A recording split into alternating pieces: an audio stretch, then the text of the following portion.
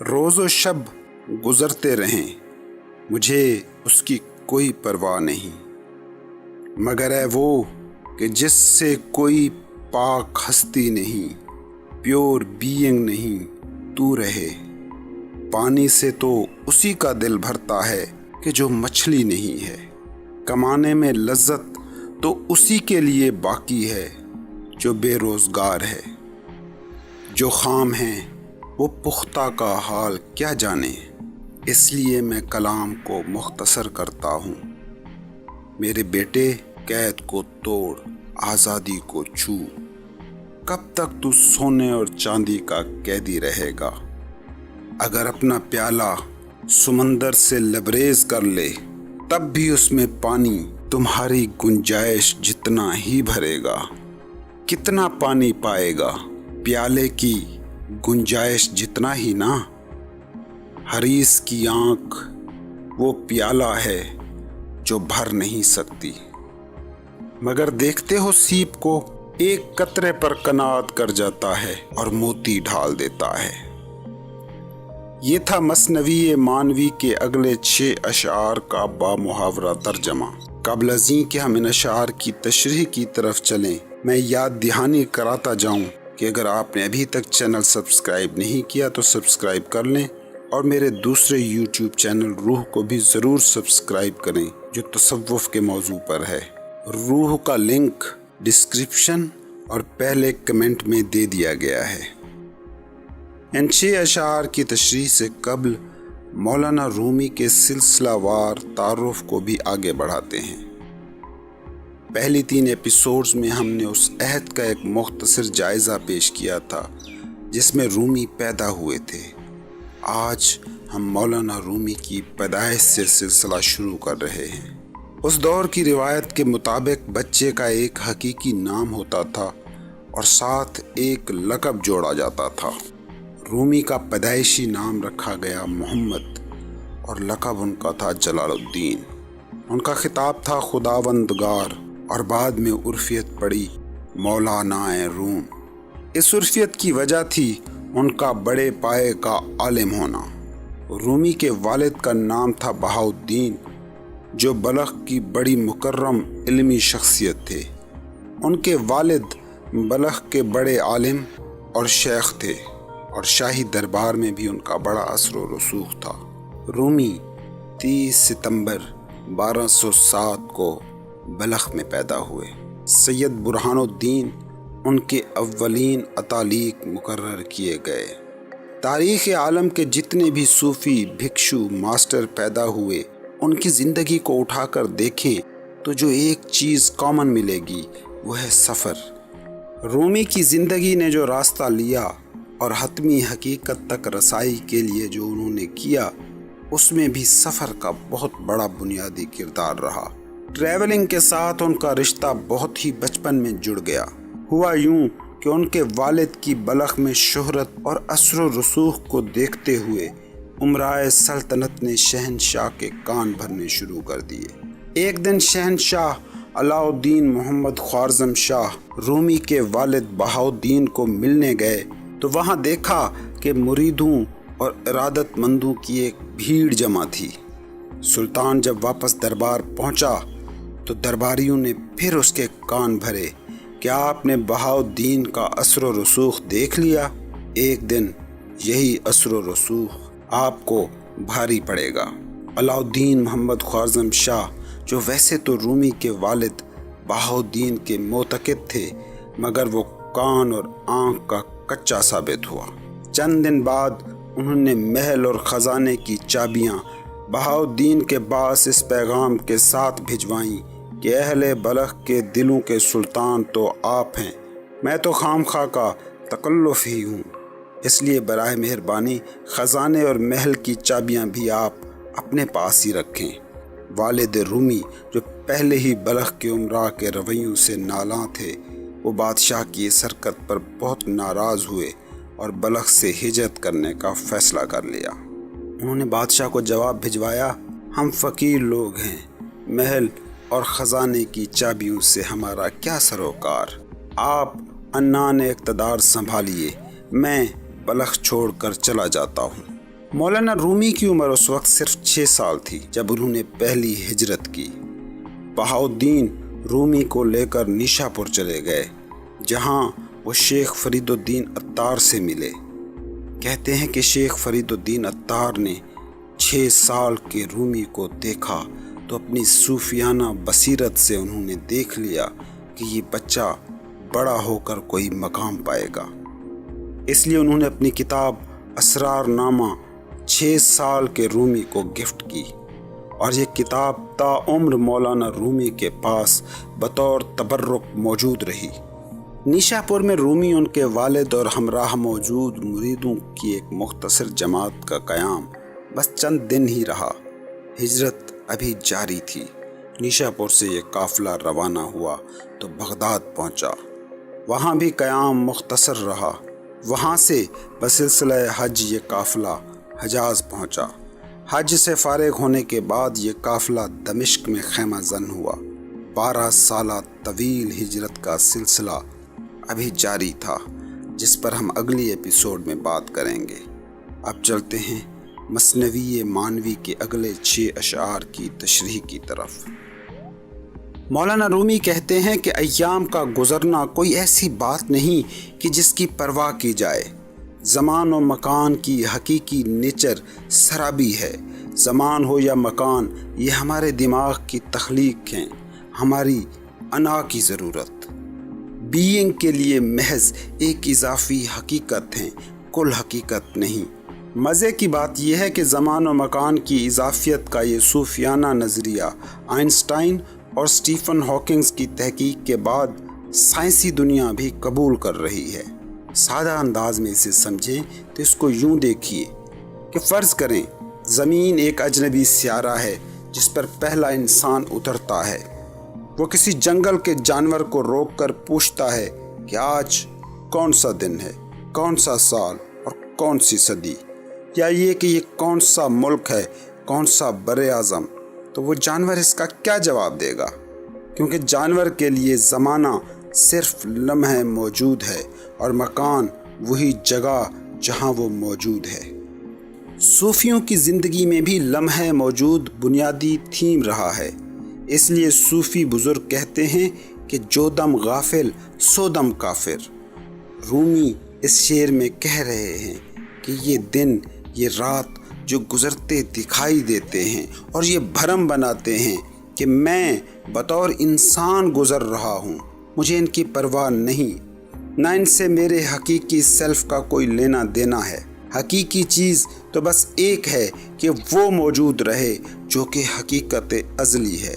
وہ جو قطرے میں ہو تو خود بنتا ہے اور کلزم میں ہو تو خدا بنتا ہے۔ اس کائنات کی زندہ چیز بس ایک ہے اور وہ ہے خدا۔ وہی کل زندگی ہے جو ہر اس چیز میں کرنٹ بن کر دوڑ رہی ہے جسے ہم زندگی کہتے ہیں۔ اس شعر کے دوسرے مصرعے کا مطلب یہی ہے کہ روز و شب گزریں یا ٹھہریں، مجھے اس کی کوئی پرواہ نہیں، بس وہ رہے جو پاک ترین ہستی ہے، جو پیورسٹ بینگ ہے، جسے آپ خدا کہہ لیں، کل حیات کہہ لیں یا زندگی کا جوہر۔ کبھی آپ نے غور نہیں کیا ہوگا کہ روز و شب، وقت، ٹائم، یہ سب آپ کی انا کی ضرورت ہیں۔ وہ انا جو دماغ تراشتا ہے، اور دماغ کی نیچر پر غور کریں کہ یہ کیا ہے۔ دماغ جسے ہم انٹلیکٹ کہتے ہیں، وہ بنیادی طور پر کلیکٹڈ امپریشنز ہیں جو ہم نے جمع کیے ہیں۔ اسی طرح جسم وہ ہیپ آف میٹر ہے جو ہم نے جمع کیا ہے۔ وہ جس نے ان امپریشنز اور میٹر کو جمع کیا ہے، وہ کون ہے؟ وہ حقیقی ہم ہیں۔ اس پس منظر کو سامنے رکھ کر دیکھیں تو رومی کا یہ شعر سمجھنا آسان ہو جاتا ہے۔ ہم محض یہ جسم نہیں، ہم محض یہ دماغ نہیں، بلکہ ہم حقیقت میں وہ ہیں جس نے یہ جسم اور دماغ تخلیق کیا ہے۔ ہم وہ ہیں جو سوکھی روٹی اور پانی کے ایک گلاس کو جسم میں ڈھال رہے ہیں۔ ہم وہ ہیں جو حصوں سے حاصل علم کو میموری کی شکل میں سٹور کر کے انٹلیکٹ کو تخلیق کر رہے ہیں۔ رومی کہتے ہیں کہ زمان و مکان کی سرحد میں موجود किसी भी चीज़ से मेरा कोई सरोकार नहीं, मुझे तो बस वही चाहिए कि जिसके होने से ज़मान व मकान के ये सारे सराब भी हकीकत लगते हैं। वो जो इस मादी कायनात की रूह है, वो कि जो हर शर व खैर से मावरा है, वो जो प्योर बीइंग है, पाक हस्ती। अगले मिसरे में रूमी कहते हैं कि मादे और जहन से मावरा जो दुनिया है वही सूफ़ी की दुनिया है। हो सकता है कि सूफ़ी की ये दुनिया तुम्हें बोरिंग लगे, कि जिसमें लज्जत काम और दहन तुम्हें नज़र ना आए और तुम्हें अपने मादे के शराब में उलझी ज़िंदगी ज़्यादा इंटरेस्टिंग लगे। लेकिन रूमी कहते हैं कि सूफ़ी की दुनिया में बोरियत नाम की कोई चीज़ हो ही कैसे सकती है। ये तो ऐसी ही बात है कि मछली पानी से उकता जाए, और आपको पता है कि मछली पानी से उकता जाए तो ज़िंदा नहीं रह सकती। इसलिए आपने तारीख़ आलम में किसी हकीकी सूफ़ी को नहीं देखा होगा कि वो मादी दुनिया की लज्जतों की तरफ लौटा हो, मगर अपने ज़ोम में इंटरेस्टिंग मादी दुनिया के चाहने वाले कितने लोग थे जो रूहानियत की तरफ लौटे। कई इब्राहिम बिन अदम तो मिलते हैं जो शाही छोड़कर फ़कीरी इख्तियार कर लेते हैं, मगर कोई एक भी बुढ़ा फ़कीरी छोड़कर तख्त शाही की तरफ लौटता नज़र नहीं आता। सूफ़ी की दुनिया हकीकत की दुनिया है, लेबल्स और ढांचों से मावरा दुनिया। वो दुनिया जिसमें लोग हैं, चीज़ें हैं, जिस्म हैं, दिमाग है, मंसूबे हैं। सूफ़ी के लिए भी ये सब वैसे ही हैं जैसे बाकियों के लिए।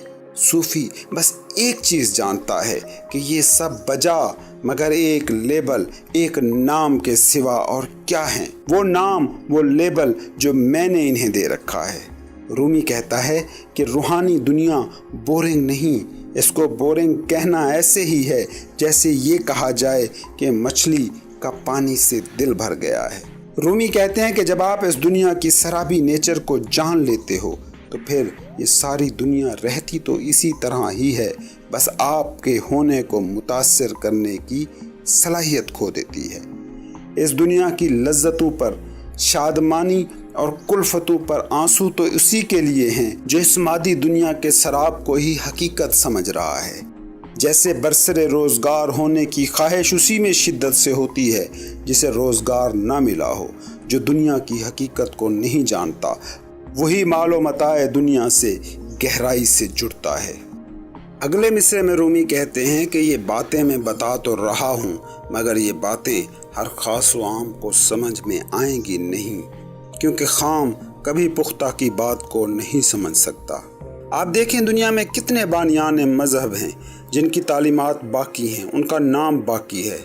आज का इंसान मादी और जहनी ढांचे का असीर है। वो इनकी बातों को, इनकी तालीमात को मुदल्लल व माकूल साबित ना भी कर सके तो भी इंसानों की अजीम अक्सरियत वो है जो किसी न किसी मज़हब नबी को मानने वाली है। आखिर इसकी क्या वजह है? वजह बस इतनी है कि हमारे अंदर मौजूद कोई मकाम ज़रूर है जो जानता है कि ज़िंदगी का दायरा सिर्फ इतना नहीं जितना हमारे हवास ने घेर रखा है। ज़िंदगी इस मादी जिस्म और दिमाग से मावरा भी कुछ है।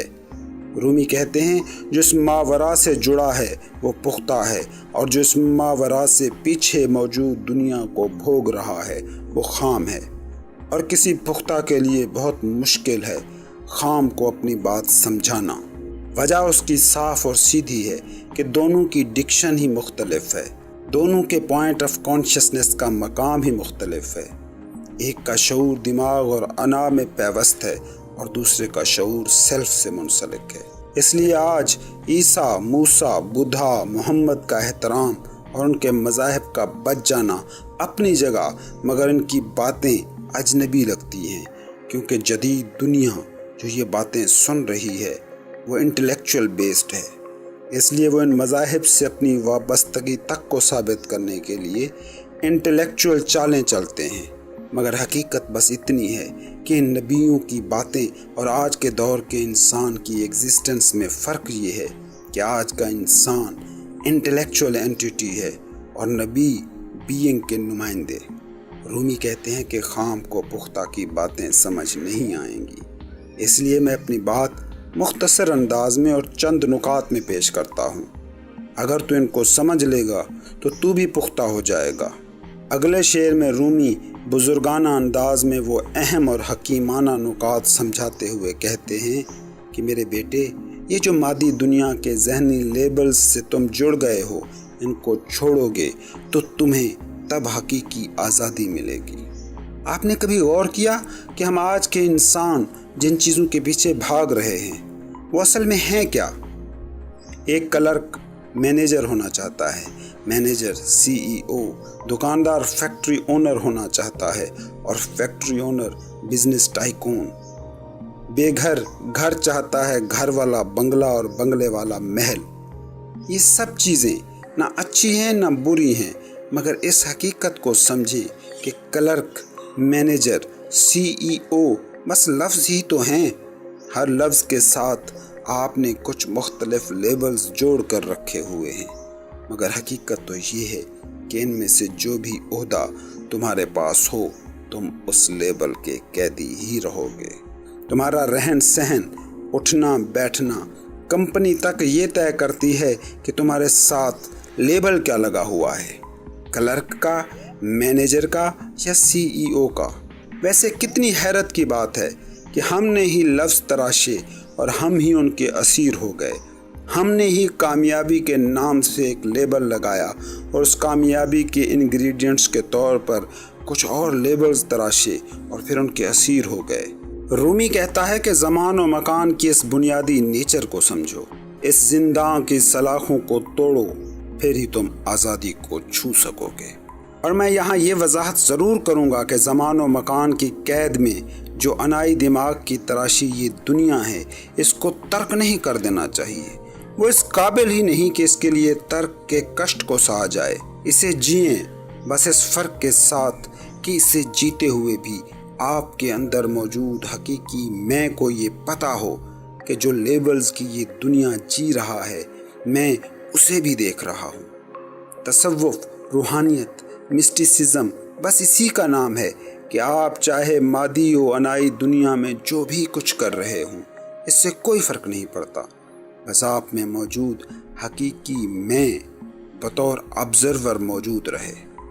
آپ کے اندر موجود کانشسنس کو پتہ ہو کہ آپ کا جسم یہ کر رہا ہے، آپ کا ذہن یہ سوچ رہا ہے، اور آپ وہ ہیں جس کا یہ جسم ہے، جس کا یہ ذہن ہے۔ رومی بزرگانہ انداز میں مخاطب کرتے ہوئے سالکوں کو کہہ رہا ہے کہ بس زمان و مکان کے لیبلز اور مظاہر کی دنیا کی نیچر کو سمجھنا ہے، اور جیسے ہی اس نیچر کو سمجھ لو گے، اس سے آزاد ہو جاؤ گے۔ رومی کہتا ہے کہ یہ جو سونے چاندی اور زر و جواہر کی دنیا کا تو اسیر ہو گیا ہے، اور جس میں تمہیں ایک بھی پل چین میسر نہیں، اس کو کب تک جیو گے؟ کب تک اس انائی دماغ کا جبر سہو گے؟ کب تک ان جھوٹے سرابوں کو سچا مان کر ان کے قیدی رہو گے؟ رومی کہتے ہیں کہ تو ایک ایسا پیالہ ہے جس میں پورا سمندر نہیں بھرا جا سکتا۔ ہاں، مگر اس پیالے میں موجود پانی کی نیچر کو اگر تم سمجھ لو تو پورا سمندر تم سمجھ سکتے ہو، کیونکہ مقداری لحاظ سے پیالے میں موجود پانی اور سمندر میں موجود پانی میں جو بھی فرق ہو، معیاری سطح پر دونوں ایک جیسے ہی ہیں۔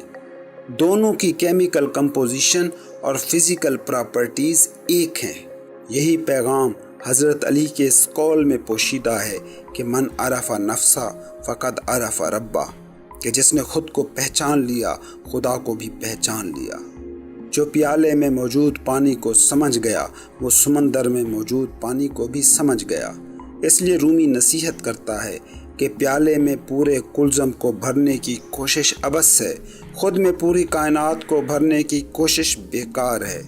رومی مثال دیتا ہے کہ دیکھتے نہیں ہو حریص کی آنکھ کو، اس میں پوری دنیا بھی بھر دو، وہ پھر بھی تشنا رہتی ہے، لیکن سیپ صرف ایک قطرے پر خود کو مرکوز کر دیتا ہے اور اس قطرے کو ہی موتی میں ڈھال دیتا ہے۔ خود کو آئی ایم کے نقطۂ شعور کو توجہ کا مرکز بنا لے تو انسان وہ ہیرا بن جاتا ہے جس میں کائناتیں خود کو منعکس کر دیتی ہیں۔ ہماری زندگی انائی زندگی ہے، اور انا کی نیچر ہے کہ یہ ہمیشہ تشنا رہتی ہے، یہ سرابوں کے پیچھے بھاگتی ہے، یہ آپ کو بتاتی ہے کہ آپ اس وقت کامل نہیں، یہ کر لو، یہ پالو، یہ حاصل کر لو، یہ عہدہ پالو، تب تم کامل ہوگے۔ انائی زندگی کی بنیادی نیچر یہی ہے، اس کے مقابلے میں سیلف ہر حال میں اور ہر مقام پر کامل ہوتا ہے۔ رومی کہتا ہے کہ حریص لالچی شخص کی آنکھ مت بنو، بلکہ وہ سیب بنو جس میں خود کا گوہر تیار ہوتا ہے، وہ گوہر جس میں پھر خدا اپنا جلوہ دکھاتا ہے۔ اسی خیال کو اردو کے لازوال شاعر غالب نے بڑے ہی خوبصورت انداز میں کچھ یوں بیان کیا ہے: قطرے میں دجلہ دکھائی نہ دے اور جزو میں کل، کہ لڑکوں کا ہوا دیدہ بینا نہ ہوا۔ یہ تھی مثنوی مولانا رومی کی پہلی نظم نئے نامہ کے اگلے 6 اشعار۔